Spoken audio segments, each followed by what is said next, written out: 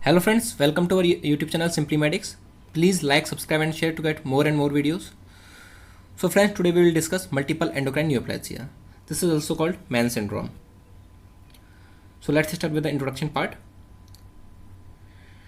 Mann syndrome is a group of inherited disorders which results in hyperplasia, adenomas, carcinomas at multiple endocrine organs. They have certain distinct features in contrast to sporadic tumors.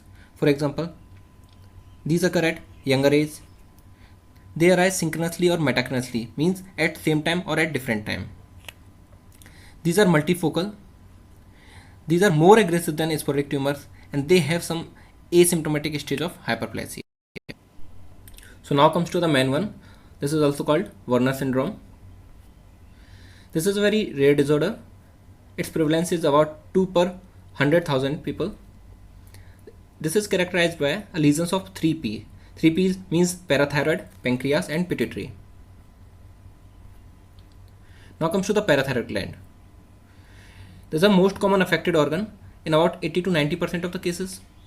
The most common manifestation is primary hyperparathyroidism. The most affected age group is 40 to 50 years. The abnormalities include mostly hyperplasias and adenoma. Now comes to pancreas. It involves in 30 to 70% of cases. Pancreatic lesions are most common cause of mortality and morbidity. The abnormalities associated are Zollinger-Ellison syndrome, which is associated with gastrinomas. Pancreatic lesions we can also see insulinoma and hypoglycemia. Now comes to pituitary gland. It involves in 30 to 70% of the cases. The most common manifestation is prolactinoma. Sometimes acromegaly can be seen due to the somatotropin secreting tumors. Now comes to the genetics of MEN1 syndrome. There is a germline mutation in MEN1 gene which is located on chromosome number 11q. MEN1 gene codes for a protein named menin. Menin is a component of many transcription factor complexes. Menin either inhibit or promote tumorigenesis. For example, menin comes in interaction with two oncogenic transcription factor, GND and MLL protein, multiple lineage leukemia protein.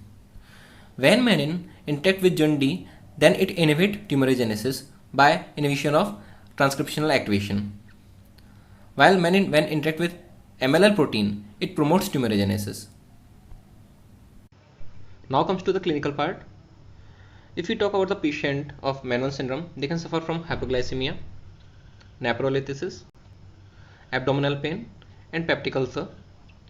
If we talk about hypoglycemia, this is due to insulinoma, nephrolysis due to the hyperparathyroidism, due to which there is a rise in the level of calcium. Due to nephrolysis, the patient can suffer from abdominal pain, and we can also see peptic ulcer due to gastrinomas. Now comes to the treatment for MEN1 syndrome. We can do parathyroidectomy. For pancreatic tumors size greater than 2 cm, we do surgery. Now comes to MEN2A, also called Sippel syndrome. Sippel syndrome is characterized by lesions of PPM, parathyroid hyperplasia, pheochromocytoma and medullary carcinoma of thyroid. Parathyroid hyperplasia we can see in 10 to 20% of the cases. Pheochromocytoma, which is bilateral and may arise at extrarenal sites. And third, we can see medullary carcinoma of thyroid in almost 100% of the cases.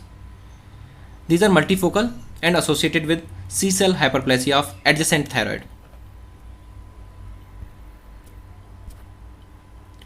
Marker for MEN2A is calcitonin. Now comes to genetics. In MEN2A or Sippel syndrome, there is a gain of function mutation in red proto-oncogene, which is located on chromosome number 10q. The red proto-oncogene codes for receptor tyrosine kinase that binds with glial-derived neurotrophic factor, which leads to growth and differentiation. So when there is a gain of function mutation in RET proto-oncogene, there is a huge amount of growth and differentiation. Apart from this, if we talk about what happens when there is a loss of function mutation in red proto-oncogene, in such condition we can see intestinal aganglionosis that lead to Hirschsprung disease. For diagnosis we can do FNEC, and for treatment we do thyroidectomy. Now comes to MEN2B.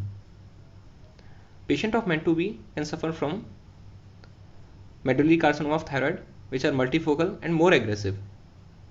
Second, they can have Marfanoid body hiatus.